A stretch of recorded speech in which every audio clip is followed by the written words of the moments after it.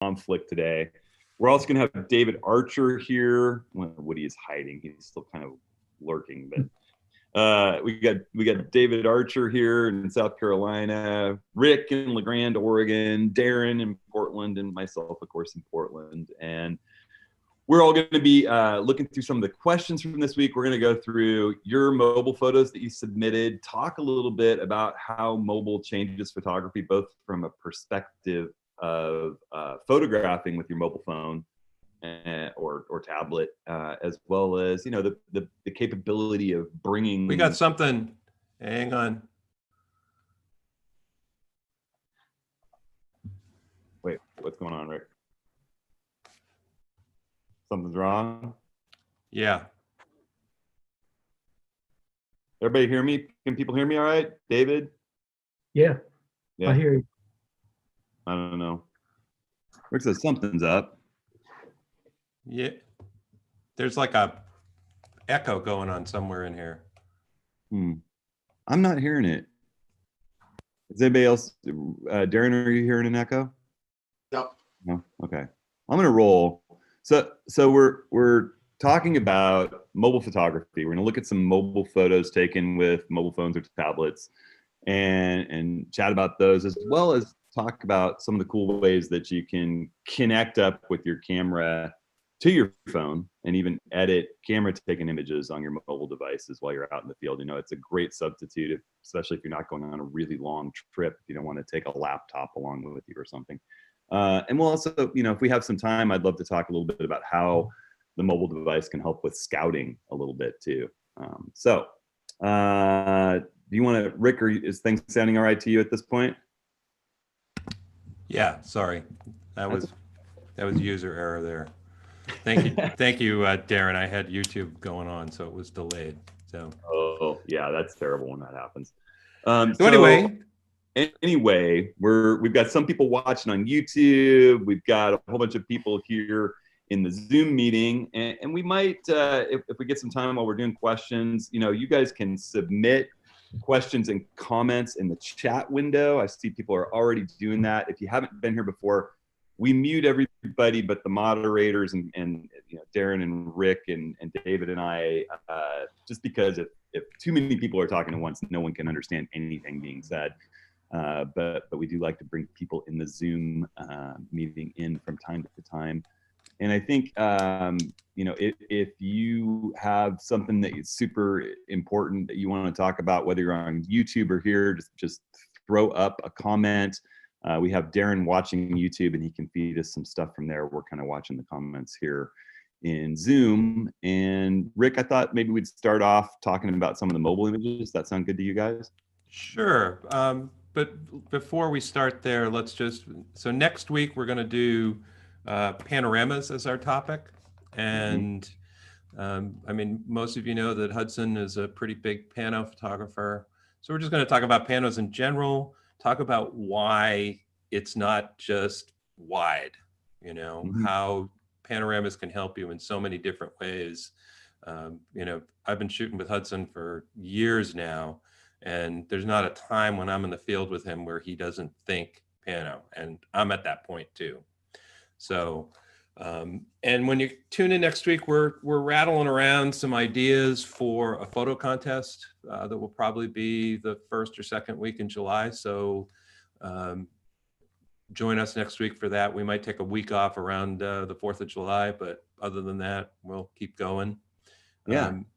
And then the only other thing I would add is that if you've got some ideas for topics you'd like to talk about on a bigger scale, we get a lot of questions about very specific gear things, but if there's something photographic that interests you that you'd like to talk about, put them in the comments. We'll note them down. We save all of the chat and take a look at the questions that sort of came up. So you want to go through images?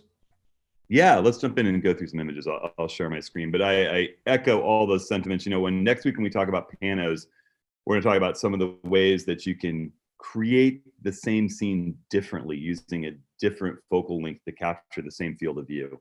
And the fact that panos don't always have to be long and short, sort of long and short. And we'll talk about I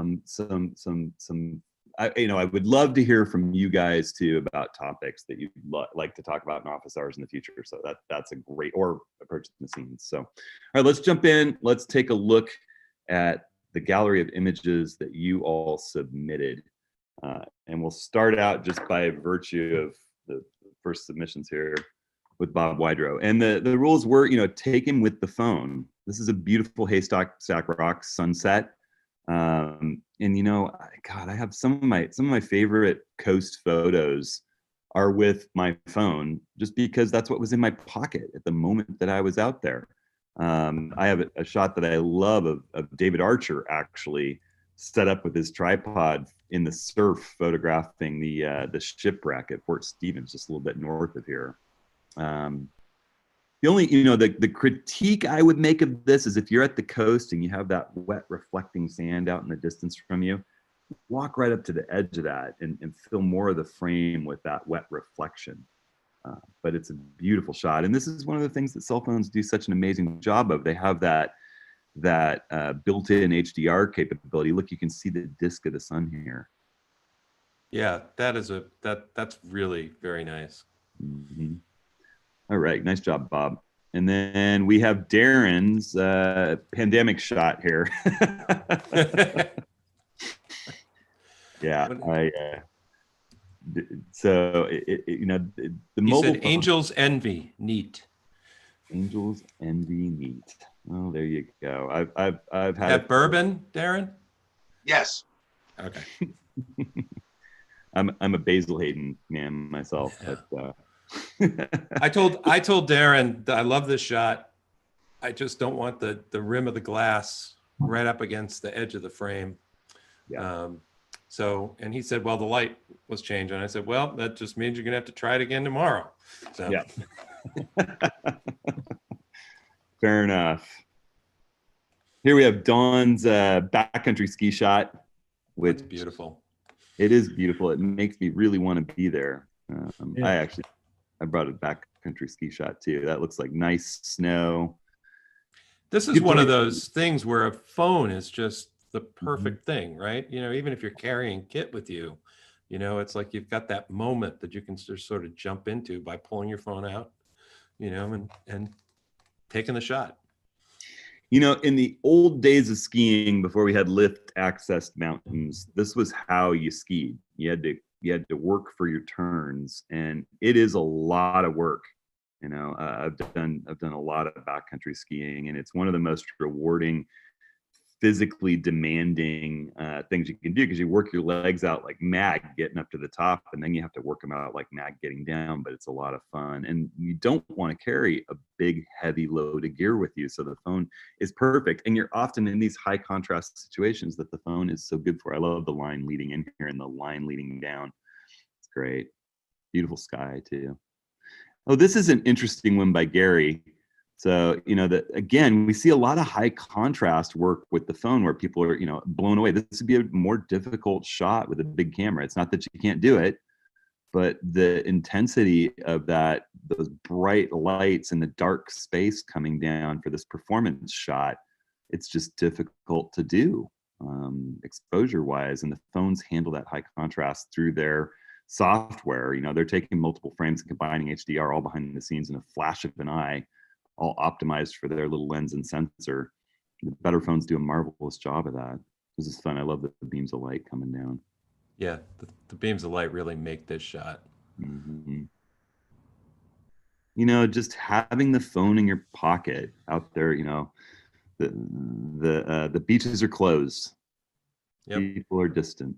It's a feeling of this particular moment. It looks like the phone's done a little sharpening in the sky there. I don't know if you worked on this, Greg, a little in post-production, but what we talked about last week with kind of edgy clouds. Sometimes phones do that, but it seems just a little sharp. I don't know. What do you think, Rick? It does look a little sharp. I'm just marveling on the fact that we have a straight horizon. Nice job. Bravo. That's one of the hard things I run into with the phone is I got to make sure I've got the grid lines on so that I'm working to keep things level. I always have my grid lines on too. Ken, this is hysterical. This is I've Bella. noticed about the Horizon, Rick, at least on the Android phones, mine, if I start to tilt it off center, it starts to put a degrees off center and a line on the screen to help you kind of level it out. Pixels do Well, that. you know, we just got those cruddy little iPhones, you know, then. Oh, the Pixel iPhone war will never end. That's a good thing for us all, no matter what brand is your brand. So I wonder, Ken, you know, I wonder, as I look at this, it's such a cute shot. It's beautifully framed. I wonder if, you know, the phone's lens was a little wide and you cropped in a bit. It has that look of something where you're cropping in to fill the frame with what's important to you, but it's causing it to be a little edgy. It's beautiful, though. Fun shot. It's funny. This is one of my favorites, Camille. This is a lovely shot, Camille. I think this is my favorite shot that we saw this week. It's just, it's wonderful. The lines are beautiful. The light, you know, and this is where today's phones are just so amazing in terms of low light stuff. And the Pixel does a much better job than the iPhone, at least the ones that I've used. They're a couple generations ahead in that low light computational mode. Yeah. What blows my mind is the way they keep moving subjects stationary. I was shooting a concert in that low light mode, and all of the band members' faces are razor sharp, but like drumsticks are blurred. And I'm like, how is it doing that? That's crazy. This is really beautiful, and it also kind of, if we circle back to that first image with Cannon Beach and Haystack Rock, where there was the wet sand and the reflection, stepping up to the edge of that reflection just maximizes its space in the screen. You know, instead of and the walkway or the wall on the right side, there's just enough of it in there to sort of help lead you in to the scene. That's a really wonderful composition, Camille. Wonderful composition. Beautiful. This one by Steve just has a great, you know, cold, wintry feeling to it, doesn't it? Yep. I don't know. Yep. It's just a few tracks in the snow. I love the mystery. the sort of arc of the clouds in the sky, and the tiny wires, you know, just sort of really sort of help move you through the frame. Yeah, this is a great shot. There's a mystery to it that I just think weather and fog and storms can lead this, like, things are veiled back there. You know, and obviously, you know, this is great, William. I mean, the phone, I don't know how many of these photos I have in my photos library, and they're so precious. You know, it's like the phone is there for all those moments without you having to like run over to some bookshelf where you've got the camera set up out of reach from the toddler. And you know what? My little guys had this exact same bit.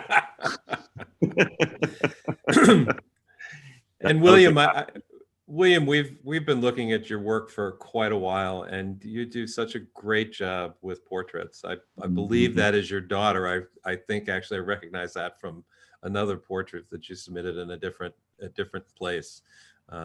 But you do a really wonderful job with people. Yeah. And this is Al. Those funny things you happen upon, and your phone is in your pocket. It's the best camera you have, is the one you have with you. And they do a great job in these kinds of macro situations too. With they have a tiny little sensor, so they're using a really wide angle lens with a wide aperture to let a lot of light in, but it still has a ton of depth of field. So they're great in these low lit kind of macro type situations. That's what we talk about, fill the frame.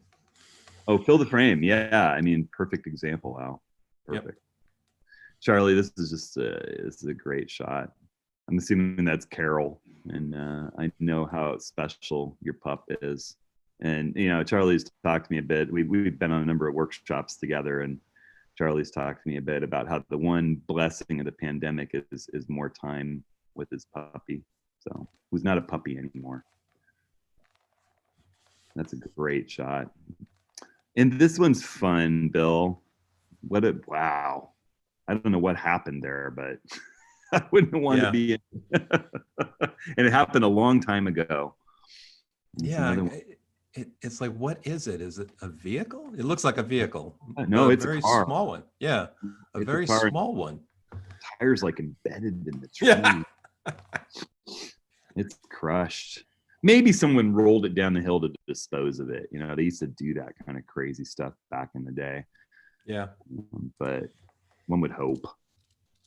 Geesh. And just the things that you find while you're out and about with your phone. And the amazing job it does capturing those. Yeah, I know that fellow. That was a crazy, crazy morning. We had the light. How many days have we been out, David, before this actually happened at that Kauai blowhole? Is this the fourth morning? I think so. Because we've got a lot of gray skies.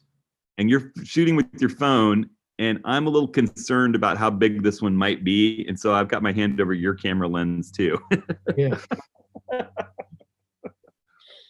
And I hadn't seen this image before too when I started looking through some things to try to find something to submit.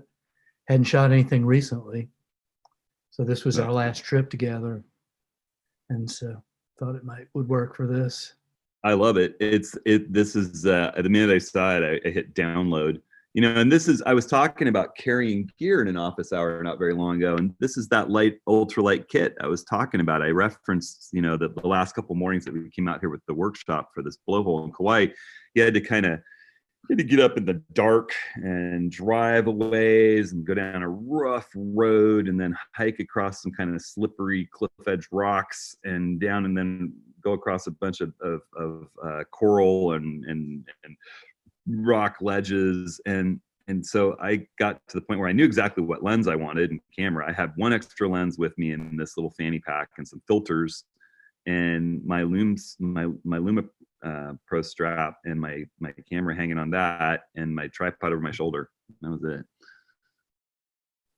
And there we got John's shot of just a lovely kind of blue hour sky framed by trees.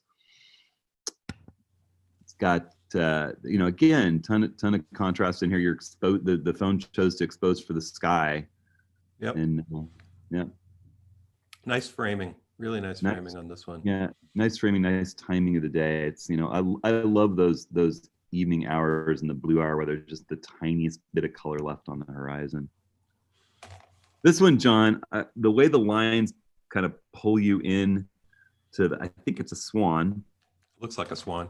Yeah, the one thing I'd say is if there's a moment when the swan turns its head back, you keep waiting for that second. It's tough with the phone though. It really, really is. But I love the lines in this, and I love the placement of that green bench right there. The red and the green are really nice, complementary colors and pulling right to where it should be. I like the reflection, the amount of water that you've got below the swan. It's nice. Bill, at night, that shadow looms there just from all the illumination up on the top of the bridge. And it's fun to see that shadow in daylight with the arc of the cables there. And, backlit daylight view of this is fun. I always see the evening shots. So this is great. It's a beautiful place to photograph. Yep. This one, we just barely got in actually. Oh, now who was it again? Frank Romero. And he says it's a desert spoon succulent. It looks like he's on the ground shooting up with it, And that's that's another way that the phones can be so valuable. It's just playing around with different perspectives and throw things on their head, lay on your belly and shoot up, put things upside down, throw the spaghetti at the wall and see what works. Mm-hmm. This is fun. I like the kind of triangle open. Yep. Woody threw this one in of Holland, which is just I love it. She's in her Zen space in quarantine. Namaste. Woody and his family have been doing a ton of cool gardening in their backyard here in Portland with their little one and spending good time with her. That's the one one blessing of being a parent with a non-school aged child right now. I think it's really tough for the school aged kids who are missing their friends and their teachers and their lessons, and you're trying to keep up with what they're supposed to be learning. For those of us with toddlers and preschool age kids, you know, the one blessing is more time with them. And then I think I'm the last one. Oh, maybe not. But this is a photo I took with my Pixel 3 XL when I went on my climb with my cousin and our good friend Paul. We'd all done a bunch of climbs with my cousins up in the mountains together. And we climbed Mount Baker, a week and a half ago. And this is just up above the crater. This is the crater of Mount Baker. And we're headed towards the summit a few hundred feet below it. And, you know, the phone, it just blows my mind what a great job these phones do capturing highlight and shadows, razor sharp, dealing, you know, it's just, it's amazing. And, you know, I mean, literally on that climb, the phone was my primary camera. I had the Z50 easily accessible in my bag, and I shot a lot of, you know, frames of people skiing downhill and beautiful scenics when we'd stop for a break. But I had a little GoPro for some video and my phone for stills and a little bit of video with it too. And it did not disappoint. And I think that's it. I think we've gone full circle. So great bunch of submissions, everybody. Fun stuff. Really. Yeah. Fun. Thanks for taking the time. Yeah. And I think that it really, if you told me 10 years ago that we could be making photos like this with our phones, I just would not have believed it. Yeah. We had a question. I go through some of my really old phone photos, and they're just, I mean, they're crazy how, you know, everything's blown out, and, you know, they're pixelated on the screen almost, you know, but, yeah, you know, I would say the last 5 years worth of phones has just been, it's hard not to get a phone that will take good photos today. It's really hard. And whether you're a diehard iPhone user or a longtime Android user like me, I think that the fact that Google got into the game and really prioritized the camera in those Pixel phones has benefited both brands. Like it upped the game, and Apple couldn't be outdone in its camera, so they started really putting their work in. It's that same kind of, you know, one. Well, and that's, you know, the benefit of the phones has been what they call computational photography, right? So these phones have a chip inside them that is just so powerful. And because you've got a smaller sensor and you've got a smaller lens, to sort of improve things, you've actually got to do stuff in software that, Yep. you know, we'd use by using a different lens or a higher megapixel camera. And, you know, that's how some of this night mode stuff happens, and portrait mode and all of those things. I mean, you know, Camille asked a question for the office hours about, you know, do we think that SLRs and mirrorless will get that type of computational photography? And it's not going to be for a while, because the processing power of the chips that Canon, Nikon, Sony, and those guys put in their cameras is really just about getting the image onto the sensor. You know, they're not going to do any computational stuff for a while, I don't think, you know. Well, I mean, yes and no, right? I mean, because there are interesting things happening with some brands like Olympus and Panasonic doing things with pixel shift, and Sony too now, right? Where you right. know, right. But I mean, but that stuff's still being done in software on your computer after the fact. Oh, is it? Yeah. Okay. Yeah. Well, it's certainly interesting. I mean, I find myself at times, you know, let's say I'm out hiking and it's a really high contrast scene, and I've got my Z7 or my Z6 hanging on my side, and it's a really high contrast scene. I think it's beautiful. I don't know that it's like a portfolio image. I'm gonna grab my phone just because the way that Google does HDR is so natural and beautiful, and it just brings all the shadows out. I know it's going to be an instantly great shot I could just share, you know, with family, or if it's that kind of photo, I'm just going to grab my phone, because you're right. I mean, the computational stuff that they're doing with low light HDR is just amazing. And with Google too, I can do these photo spheres where I just move the phone around and to different little circles, and it'll create a 360-degree sphere that you can share and do a VR look around inside of it. There's just nutty stuff going on with phones. That's a lot of fun. When it comes to really editing a mobile image, though, I'm not going to go through the whole process, but that image that I shared in the mobile gallery, I cared about that one. And so, while I was on this trip with my cousin, I flipped my phone. The Pixels do a RAW plus JPEG if you want. And so I shot everything on that trip in RAW plus JPEG. And when the camera processed the JPEG of that image that I just shared, there wasn't a whole lot of detail in the snow. It sort of looked white, and they had lost some detail. It did a nice job with the sky. It did a nice job with my friend Paul. When I brought the RAW file in and processed it lightly in On1, so because I'm a Google person, I go to Google Photos, go to the RAW folder, download that RAW file onto my hard drive, imported it into Lightroom, did my little basic RAW processing just like I would if it came out of my camera, sent it into On1, applied one of my winter Patagonia presets to look great on it, adjusted it a little bit, tweaked the vignette, boom, there it is. I treated it just like I would a photo from my camera, and it came out way better for it. So that's one piece of advice I give to you. If you encounter something spectacular and you're working with your phone, whether you have a Google or not, I'm sure you haven't access to an app. I mean, Lightroom Mobile is free for people, whether they're the camera app is that a free download? The camera app is free, but yeah, and the camera app will unlock raw capture with your iPhone, correct? Yes. So if you're an iPhone user and you haven't been shooting in RAW yet, if you use Lightroom's camera, which is a free download, whether you're an Adobe user or not, you can shoot in RAW with your. There are a bunch of great apps for the iPhone, some of which are also available on Android. My favorite is an app called Halide, Halide, and it shoots RAW and just dumps them into your photo library. There are a bunch of apps that I think Halide might be $4.99 or $5.99, but for what it does, it's great. Yeah.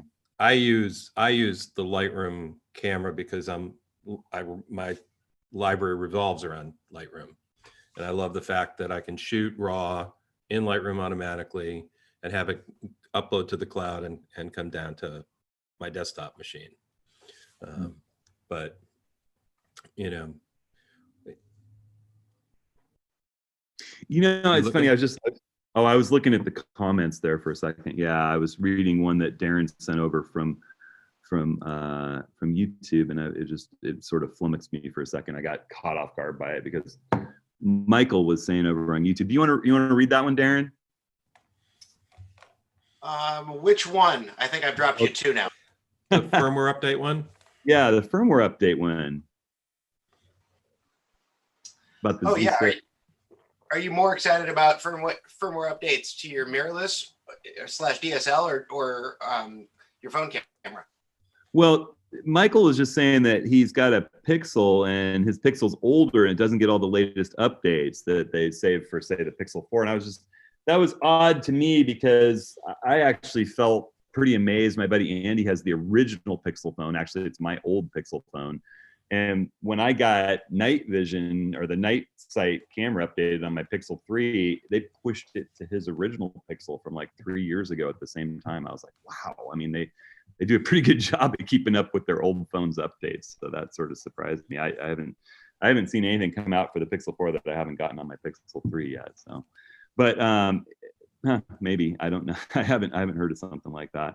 I was going to show, if you think it's a good moment, I thought I'd show a little bit about how I bring JPEGs over. Well, let's actually just let's back up and finish on sort of the editing on the phone. Sure.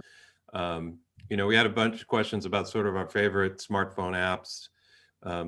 You and I both are pretty much Snapseed is what we use when we want to do quick edits on the road. I was going to show that too. Yeah, I was going to show that. Yeah. For editing, I mostly use Lightroom just because that's what I'm familiar with. There are a couple of companies that do some really good stuff that work on desktop and iOS and Android. Affinity Photo, which might only be iOS, is a really great sort of Photoshop-like app for editing photos. On your tablet or your phone, you mean? Yeah, and there's another great one, and it's iOS only. But if you shoot with a phone and have a Mac, it's called Raw Power, and it's from one of the engineers who used to work on the Aperture team at Apple, and it's the app on the desktop is wonderful, and they do a great job on your iPad and your iPhone as well.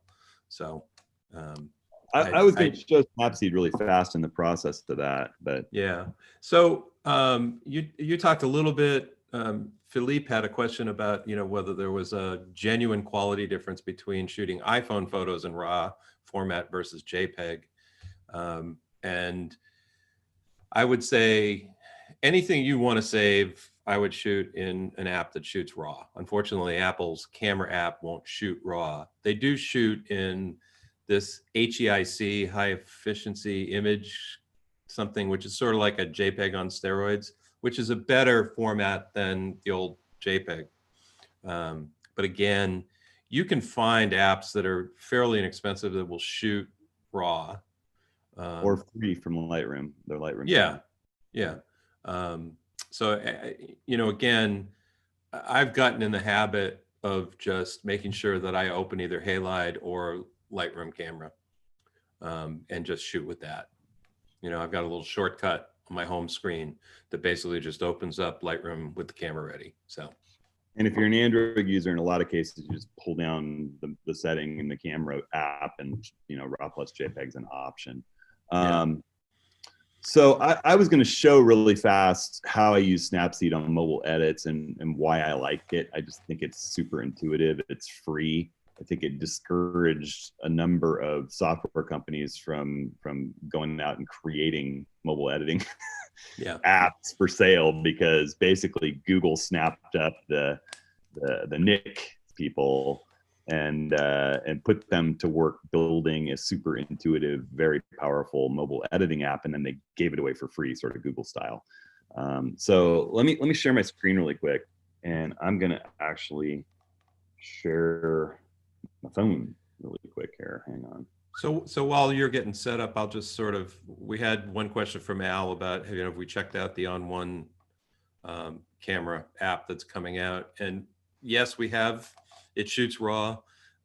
They're still working on it, and we'll have probably more to say in a little bit, but it will be another decent camera app out there if you're living in the On One universe. So plus an opportunity to get your photos from your phone that you capture with your phone right into your computer, or vice versa.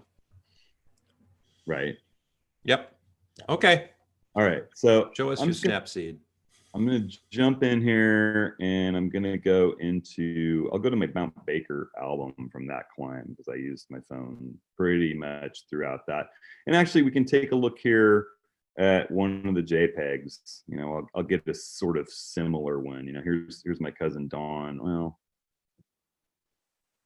there's why don't we'll work on the same one. What the heck? This is a JPEG. Some of the snow is a little bit blown out in this, but if I was going to edit this quickly for social, and I didn't want to go through the process of bringing it over to a computer, getting the RAW file, all that kind of stuff, I would just jump in here, and I would say share, and I go over to Snapseed. Now, if you're in Apple's universe, it's probably going to be a slightly different process. And when I open it in Snapseed, it's got a whole bunch of filters like you would expect in Instagram or wherever you happen to be. But that's under looks down at the bottom there. If you go to tools, up come all of these super cool tools. So, one thing you could do right off the bat that I tend to do is the tune image. So I jump in here, we think, well, what's this? If I put my thumb down on the screen and drag up, I've got all these different choices. It's just an up or down drag. So if I want to add sort of an HDR look to the image, pull shadows up or press highlights, there's something called ambiance. And if I drag over to the right, it starts applying that. You see how it's like darkening the highlights and boosting the shadows just a little bit. I don't want to overdo that, but sometimes I add just a touch of that. You can pull highlights back a bit. You can take shadows and boost them. You can see Paul's jacket popping out there. You can take warmth. You can either warm the image up, cool the image down. I think the phone did a pretty good job there. Maybe I'll just warm it a slight amount. You can come back to saturation and say, I'd really like to desaturate this image, or I'd like to super saturate. I'm not so into the super saturation. The red's starting to get crazy for me. I actually think the phone did a nice job there. And when I'm good with it, you know, there's overall brightness and contrast too. I'm pretty happy with those. I can just click that little check mark down at the bottom right, and it loads it in. And I can go into tools again and say, let's add a little vignette. You can see there's healing, there's rotating, there's cropping, there's changing the white balance. There's a whole bunch of stuff that you can do. The vignette, if I put 2 fingers down on the phone, sort of pinch and zoom style, it expands and contracts the circle for the vignette. And then I can grab that little blue dot and drag it over the part of the image that I want, expand it a little bit more, just make it right over Paul. And then if I drag my thumb to the left, it's going to darken the circle outside. I can pinch it in to just kind of direct it where I want. So, you know, I can brighten it and do the reverse vignette. I can darken it just by sliding my finger left and right. And check that little box. And if I were to hit this, I could see all the edits that I've done and go in and change those, take it back to original. You can see I've basically got layers. I have the tune image layer, the vignette layer. I can see all of those edits that I've done. If I hold my thumb down on the image, it shows what it looks like before and after. That's simple. When I click done, it's just going to save it into a folder on my phone as a brand new image without affecting that original file. So it gets saved into a folder, probably your camera roll on iPhone, because I don't think it does folders. Maybe it creates a collection or something, but on Android, it creates a folder called Snapseed and just throws that photo into your Snapseed folder automatically. It's pretty sweet. So, you know, I'll often just do a quick edit like that of a JPEG on my phone in the field, and send that off to go to social media. Maybe I should shoot it to Woody to put up on Instagram or something like that. This is one of the things that Hudson's workflow when we're out. You know, we've done a couple of scouting trips, and we go out and shoot with our DSLR or our mirrorless. Hudson's camera is basically sending the photos to his tablet. And, you know, I'm the driver, so I don't do anything other than drive. And Hudson's sitting there in the front seat going through the images that he just shot, pulling, you know, this one, that one, doing some tuning in Snapseed, and then sending it off to Woody for Instagram. It's without like, taking my camera out of the backpack in the back of the van. That's the part. Yeah. So it's right this now, is the thing where mobile photography just, you know, the combination of the camera and the tablet, phone, and computer is so amazing. This is where I see really cool stuff happening down the road. So I just took a picture of Rick and a picture of this 105 1.4 on my desk of Rick, and I haven't taken the card out of the camera or anything. I actually just turned the camera off. And if I share really quick here and light up my phone and go into my photos, and come back out of that album and go into my SnapBridge album, boom, there's the picture of the lens, and there's the picture of Rick talking to all you guys. And I could edit that up and send it off to Woody. So it's just connected through the SnapBridge app that comes with Nikon automatically. I just tell it to transfer any JPEGs that I shoot on my camera via Bluetooth. And I think, you know, a lot of camera brands have this. Nikon's got it really, really worked out in the latest versions of SnapBridge and with their latest cameras. Other companies, if they don't have it worked out, probably will really soon. The way I regulate whether it's sending every image to my phone or not is just flipping into RAW plus JPEG. Normally I just shoot RAW, but if I choose to shoot RAW plus JPEG and I have that camera connected to my app on either my tablet or my phone, then it's just automatically going to transfer every JPEG. And if I want to stop sending the JPEGs automatically to my phone, I just turn it to straight RAW, and it won't do that. I can still use the SnapBridge app and dive in and grab a RAW image off my phone to edit on my phone, but it's not sending all of them through. It's a Sony's pretty far behind on that. I mean, every time I watch this, I go, God, why didn't I go with Nikon? Well, you know, Sony's I know, got but focus better, so. yeah, but it's a pretty amazing thing to do. It's pretty neat.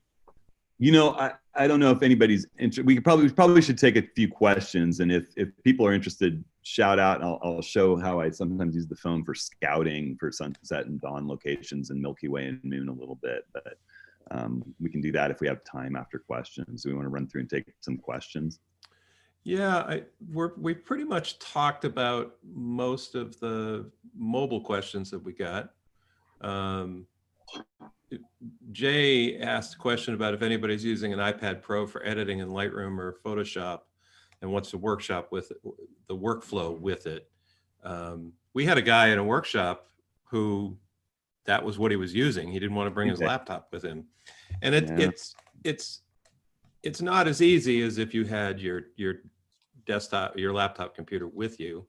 But Lightroom especially is pretty easy. I mean, it mimics pretty well what you get on the desktop. But I think we're still a ways away from being able to really sort of have nothing but a tablet-based workflow for editing images, especially on the iPad, you know, so.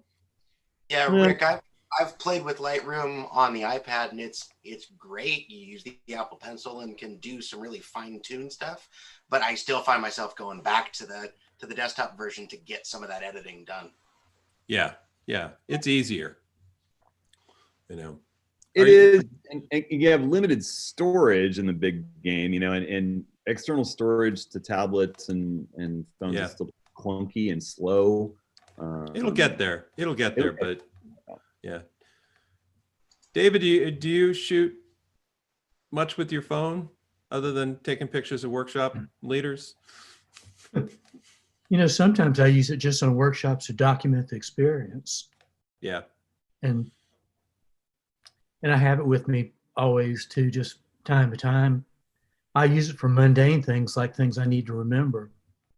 Like if I need to remember the brand of something that I need to get from the store or something, I use it just to document things like that.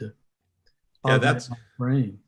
That's the only time I ever use the Apple camera is for that type of stuff. You know, it's just, you know, I got to buy this weird type of watch battery, so I'll take a picture of it. And you know, so.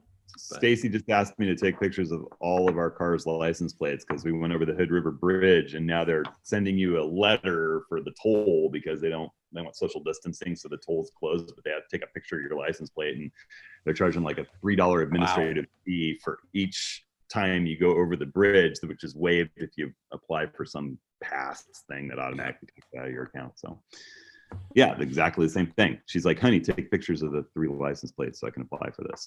You know, it's like perfect. So looking through, I mean, at this point we've got more sort of general stuff. If anybody's got questions, other questions, put them in either the Zoom chat or the YouTube chat, and we'll pick them up. Had an interesting question from Jim Kurovsky, who wanted to know how you take photos with the moon in a dark landscape. He said, do you take 2 photos and blend, or 1 photo and bring up the shadows? If you blend 2 photos, how do you do it without making the moon look added? So I'm going to give you my personal belief on that, and that's that, you know, maybe in a cityscape where the city's really lighting the sky from underneath, you got a little bit of cloud cover or something to sort of just brighten the sky a little bit and match the moon. The problem is that the moon, whatever part of it's exposed, let's say it's a full moon, it's daylight. It is blazing sun beating down on the surface of the moon. That's why it shines there in the sky. And a night scene where the light has left the landscape is so ridiculously many stops below that moon.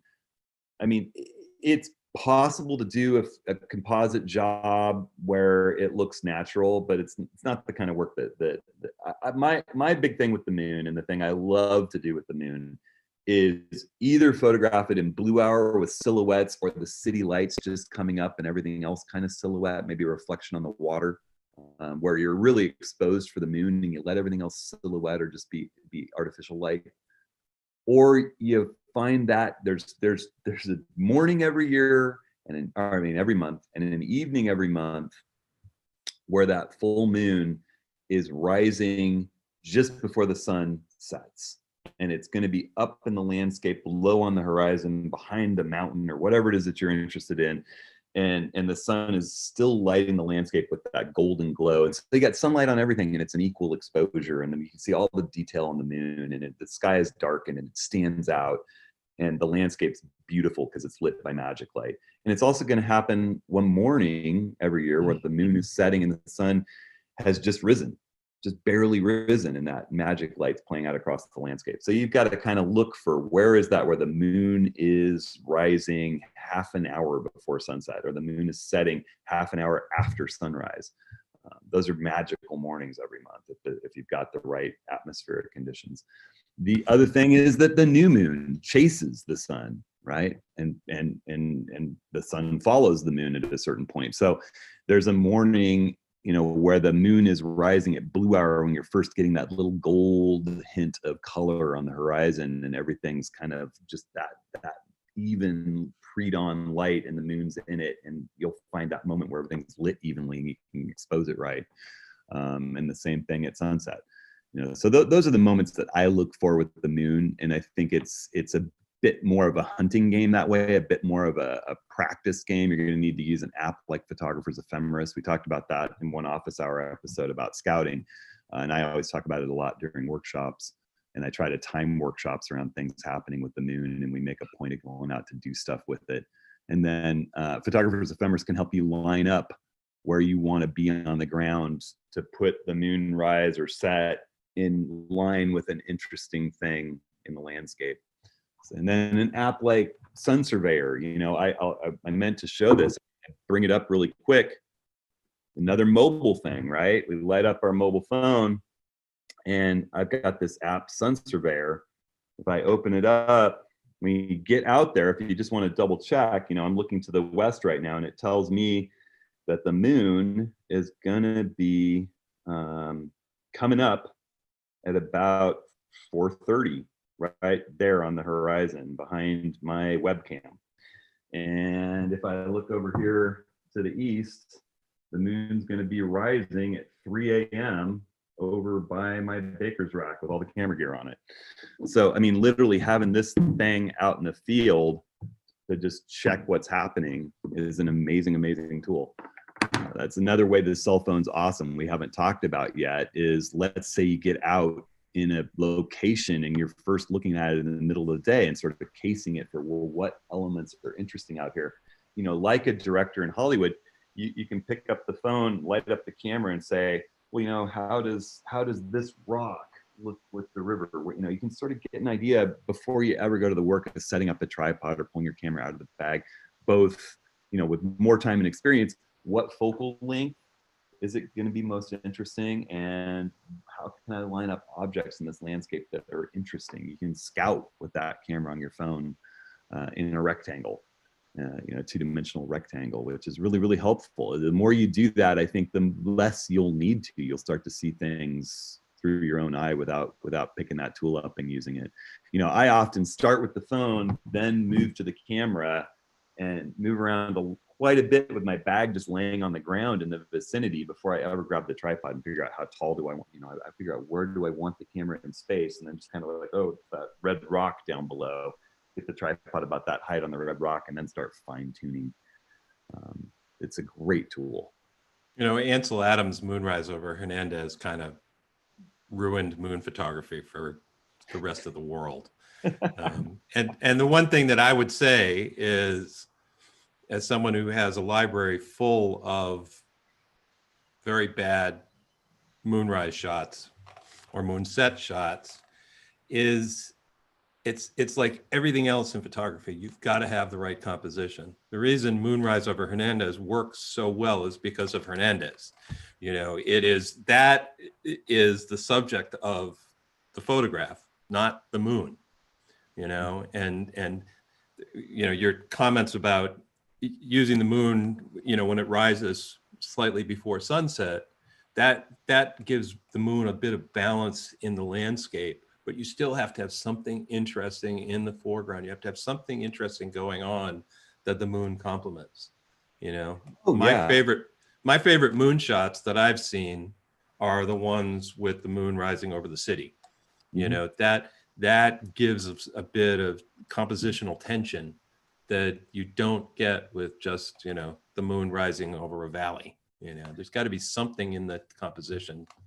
I like cityscapes with the moon. I like mountains with the moon. Art Wolf has an amazing blue hour moon photo from years and years ago for film that is of those fairy chimneys in Turkey with the rock on Yep. top of the pillar, and it's blue hour, and he's down low, and he has those rising up into the blue hour, totally silhouette but razor sharp with this full moon, you know, with a long lens from a distance. Actually, that's what it is. He's down lower somewhere where those stand up above the horizon, and the whole frame is those standing up into the sky with this moon just big behind it at like 400 millimeters. It's amazing. You know, there are some creative things you can do.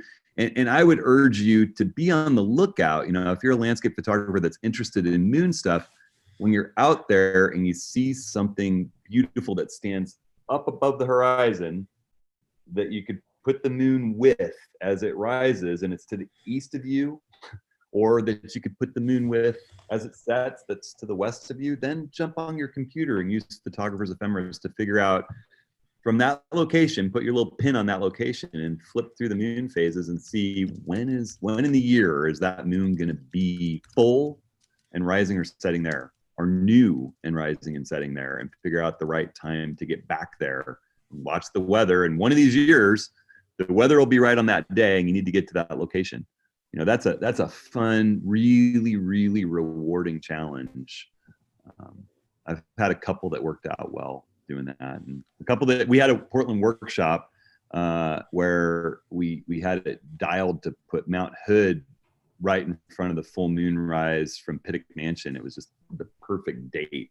And we got out there and there was just a little low cloud. And by the time the moon came out, it was that problem that we were talking about earlier. The sun had left the landscape. The moon, there was enough cloud that it would have been perfect, but it blocked the moon until it was too bright by the time it came up because the last sunlight had left and the mountain was really, really dark. It's the nature of the game.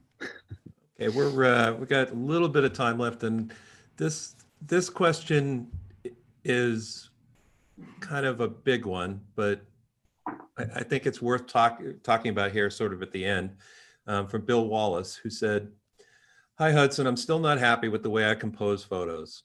Any tips on what you did when starting out your photography career to develop your eye?" And this is something I know we both have a lot of thoughts on. We do.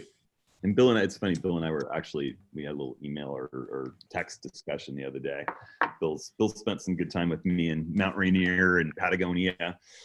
And hopefully he'll be with us in the Tetons this year. My fingers are crossed. But, you know, for me, coming up as the photographer, I feel like the thing that I did that was the absolute most valuable to improve my composition was pouring over the work of people that I respected and that inspired me.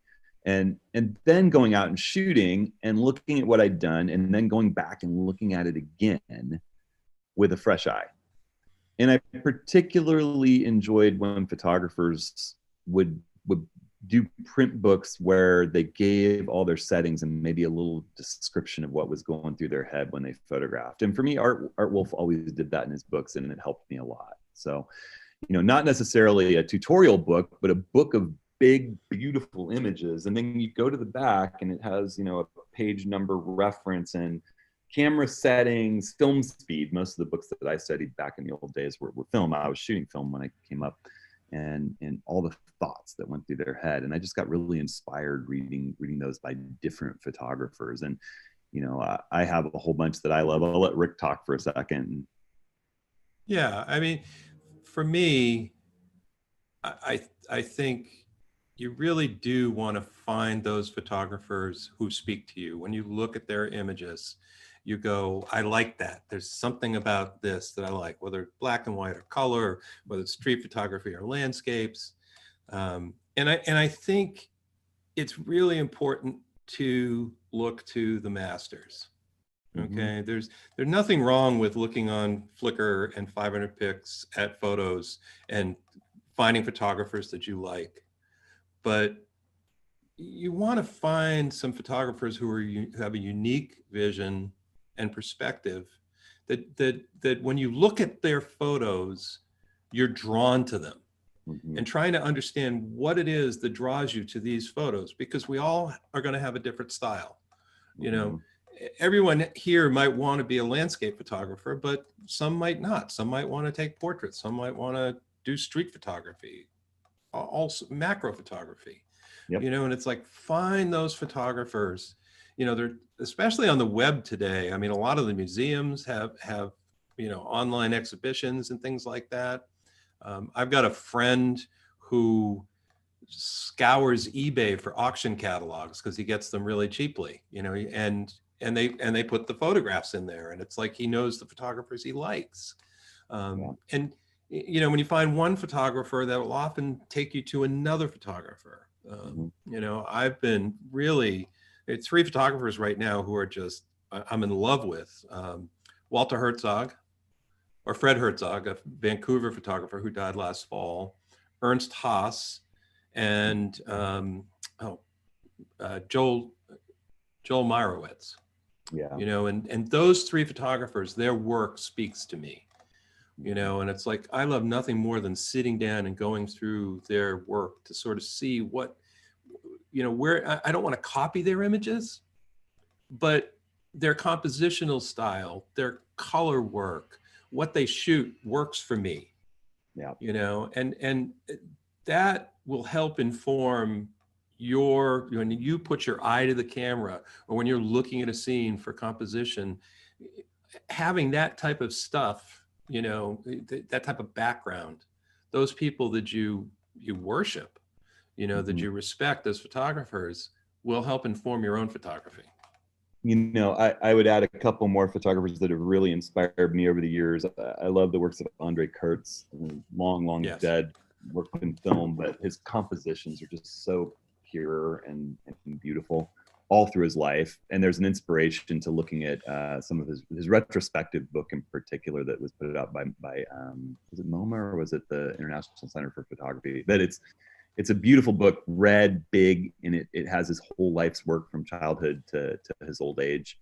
And then his Polaroid book is wonderful. That was one of the things towards the end of his life, was he got an SX70 and shot nothing but Polaroids, and they're just wonderful to go through. And I love Arnold Newman's portraits. I'm blown away by his environmental portraiture. It inspires me. And Sebastian Salgato's black and white view of the world and its residents, whether they're landscape, people, war, famine, wildlife, endangered peoples. It's, you know, some of his work just really blows my mind, the black and white work that he's done. And there's the book Genesis that's a great sort of span of the whole world. That's a great book. I would say that another thing that really pushed me forward, you know, and this is something for when the pandemic's over and we're able to move about more, which I think is coming.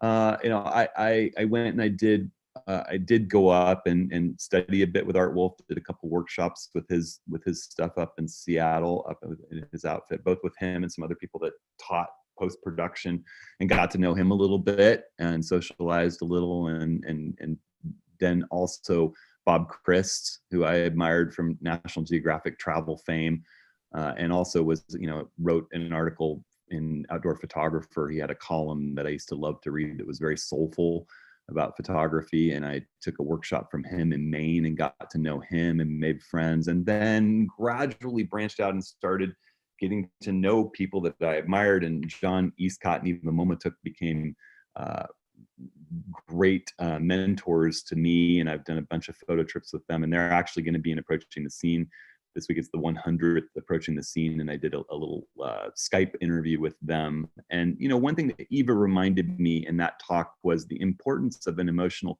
connection to what you're photographing. You can't go out with the goal of just making a masterpiece image. You have to care for what you're photographing. That has to be at the base, at the core. There's a reason that you chose to photograph this. It spoke to you. If it doesn't speak to you, how can you create something that speaks to someone else?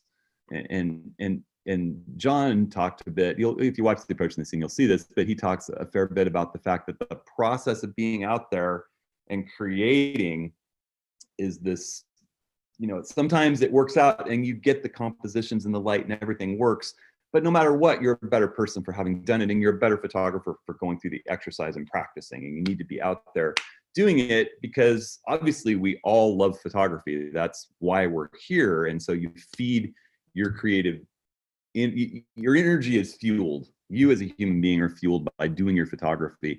And whether it works out and get the best of images or not is not the point always.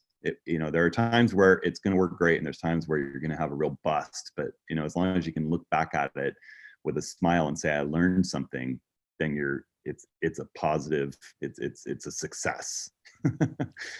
Well, I think that's probably a good note to end on here. It's 11 o'clock. Thank you, everyone. We appreciate y'all coming here and spending another hour with us. There are a couple of questions that sort of came through that we'll look at and talk about. Bruce actually asked a question about why are there so few women photographers that we see, especially in the landscape world, which is, I think, where we kind of sit. But I think as time goes on, we'll talk about some of that stuff. We have a wonderful set of regulars who do come on workshops with us that we love. Yeah. We've got Tanuja and Amy and Sandy and a plethora of others that have been on workshops with us that we enjoy. In fact, I have one workshop where the majority was women, and I remember thinking, this is awesome. Yeah. This is a different energy. So it's a great question, and it may be a topic worth exploring more and talking to some women about. Okay. So Thank you, everyone. As we said, we'll do panoramas next week. And we'll talk about the photo contest that we're working up in our heads. And we've actually got a couple of other ideas for some of these office hours to sort of mix things up a little bit next month. So again, thanks everyone for coming, and we'll see you soon. And thank you, Darren, and thank you, David. Yeah. Thanks, Rick. All right. Thanks, everybody. Bye, everybody. See you next week. Bye.